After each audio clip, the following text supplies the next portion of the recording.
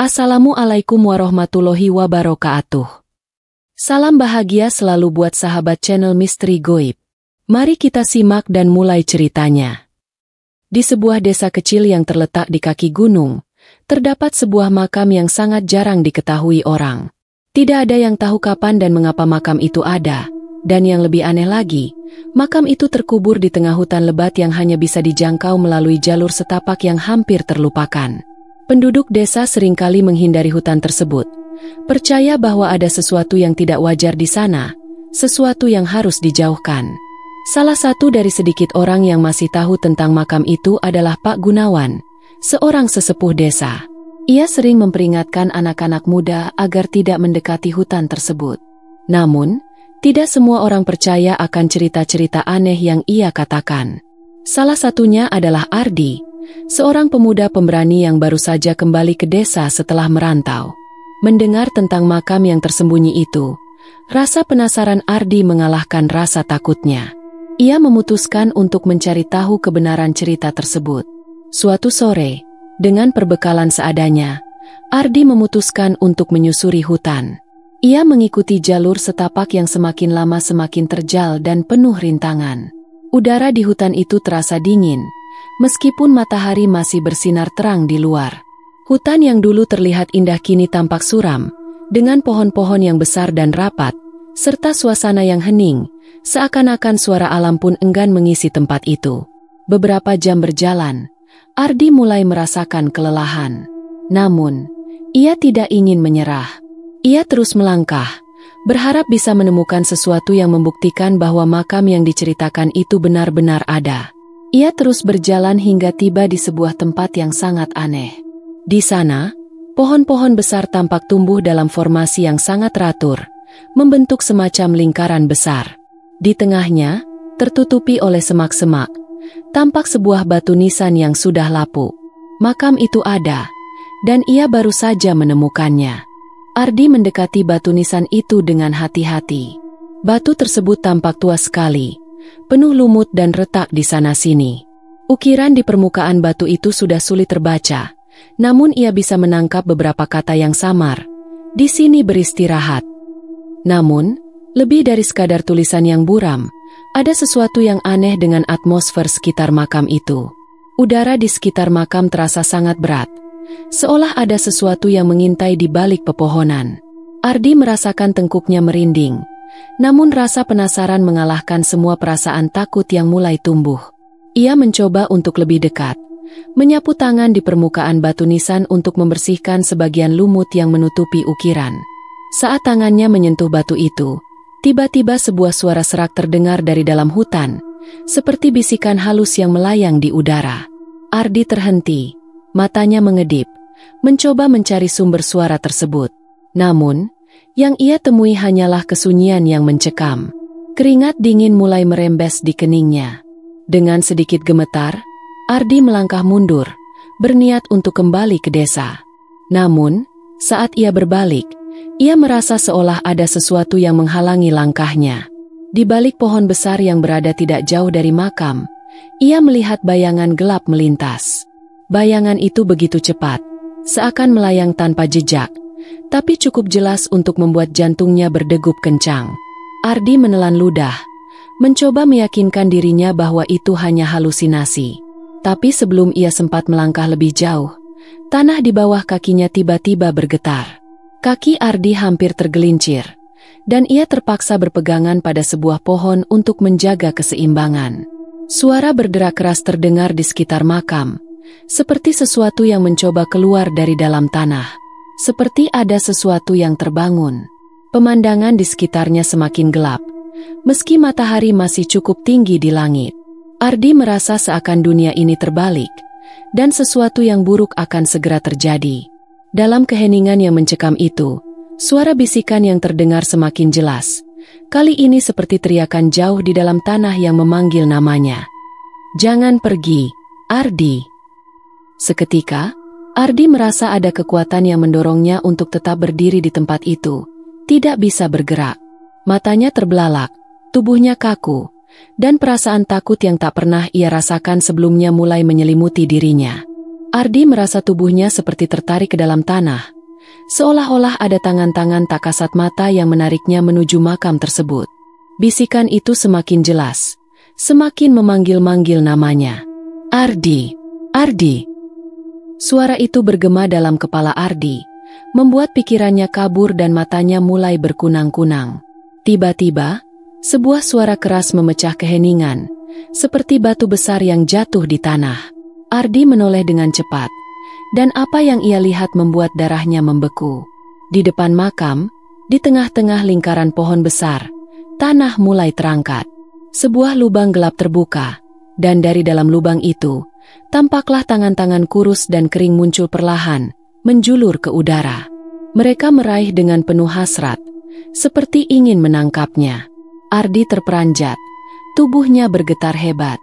Dalam keadaan panik, ia berusaha berlari, tapi kakinya terasa seperti terikat di tanah.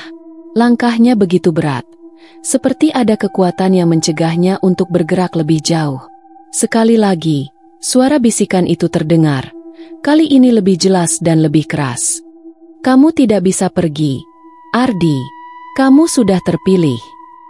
Dengan segenap tenaga, Ardi akhirnya berhasil membebaskan kakinya dan berlari sekuat tenaga menjauh dari makam itu.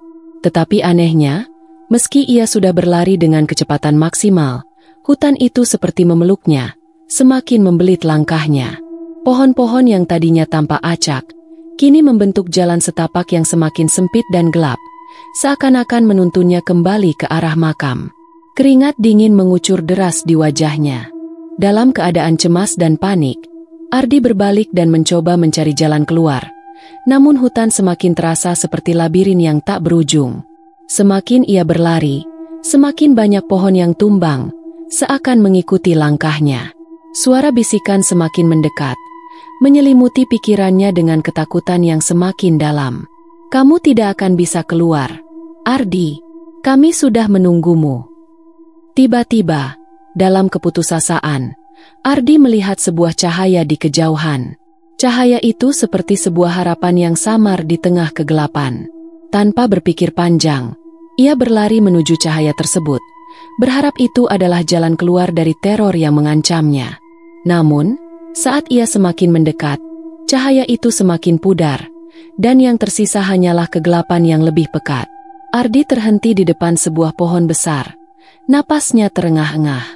Matanya memandang ke sekeliling dengan ketakutan, dan saat itulah ia menyadari bahwa ia kembali berdiri di depan makam yang tadi ia coba tinggalkan. Wajahnya pucat, tubuhnya lemas, dan hatinya dipenuhi ketakutan yang tak terlukiskan. Suara bisikan itu kembali terdengar, kali ini bukan hanya di kepalanya, tetapi di seluruh hutan, mengelilinginya. Selamat datang kembali, Ardi. Kamu sudah datang untuk kami. Ardi menoleh dengan cepat, dan apa yang ia lihat di balik pohon besar itu membuatnya hampir terjatuh. Sosok tinggi, gelap, dan berbentuk kabur berdiri di sana, memandangnya dengan tatapan kosong dan menakutkan. Matanya kosong, tetapi ada sesuatu yang sangat dingin dan jahat terpancar dari dalamnya. Sosok itu mulai bergerak menuju Ardi. Langkahnya berat dan lambat, namun setiap gerakan semakin mendekat. Dalam kebingungannya, Ardi ingin berteriak, namun suaranya tenggelam dalam ketakutan yang sangat mencekam. Ia hanya bisa menatap sosok itu dengan ketakutan yang semakin dalam. Sosok gelap itu semakin mendekat. Langkahnya menghantam tanah dengan suara berat yang menggema di seluruh hutan. Setiap langkah yang diambilnya seperti membuat tanah berguncang.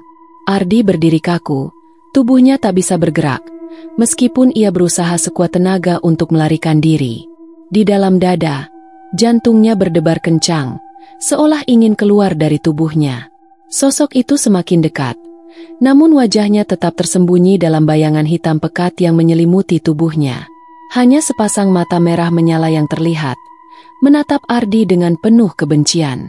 Suara bisikan itu semakin jelas, semakin penuh dengan ancaman. Kamu sudah kami pilih, Ardi. Waktumu sudah tiba. Dengan panik, Ardi memaksakan tubuhnya bergerak, melangkah mundur, namun kakinya terasa begitu berat, seolah ada sesuatu yang menahan setiap gerakan. Ia ingin berteriak, Tetapi suaranya tertelan dalam kegelapan yang semakin mencekam. Ia merasa seperti terperangkap dalam lingkaran setan, tak bisa keluar. Tiba-tiba, dari dalam tanah di sekitar makam, muncul lebih banyak tangan-tangan kurus yang menjulur, meraih ke arahnya dengan gerakan cepat. Ardi merasa tangan-tangan itu mulai menyentuh kakinya, menariknya kembali ke dalam kegelapan. Dalam ketakutannya, ia melompat mundur, namun tanah di bawah kakinya tiba-tiba pecah, membuatnya terjerembab ke dalam lubang yang dalam dan gelap. Ardi terjatuh dengan keras. Tubuhnya menabrak sesuatu yang keras dan basah di dasar lubang. Ia memejamkan mata, berusaha untuk bangkit. Namun saat ia membuka mata, ia tidak lagi berada di dalam hutan. Sekelilingnya gelap dan lembab, dikelilingi oleh dinding-dinding tanah yang basah. Di depannya, ada sebuah pintu kecil yang terbuat dari kayu tua, yang tampaknya terhubung dengan ruangan yang lebih besar di baliknya. Pintu itu berderit pelan, seperti memanggilnya. Kepalanya pusing, dan tubuhnya terasa sangat lelah. Namun, suara dari pintu kayu itu mengusik pikirannya. Ardi merasakan dorongan kuat untuk membuka pintu itu, meskipun rasanya sangat salah. Di dalam hatinya, ia tahu, tempat ini bukan tempat yang harus ia masuki. Dengan langkah pelan, Ardi mendekati pintu tersebut, dan saat ia mengangkat tangan untuk memegang gagang pintu, suara bisikan itu kembali terdengar, semakin jelas dan memaksa. "Ardi, buka pintunya." Dalam kebingungannya, Ardi akhirnya memutuskan untuk membuka pintu itu. Begitu pintu terbuka, dia terperanjat melihat sebuah ruang besar yang dipenuhi oleh kerangka manusia, tertata dengan rapi di setiap sudut.